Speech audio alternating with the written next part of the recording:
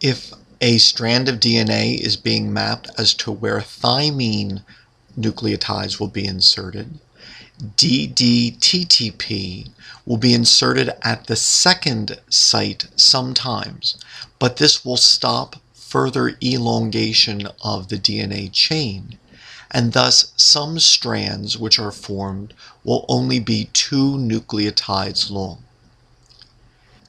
In other cases, a normal thymine nucleotide will be inserted at the second site, and the new strand of DNA will be allowed to elongate unless a new ddTTP nucleotide is inserted at the next site where a thymine would be located.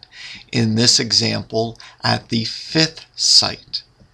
And so some of the strands formed will only be 5 nucleotides long because the dideoxyribose will stop further chain elongation since it cannot form additional 5' to 3' bonds.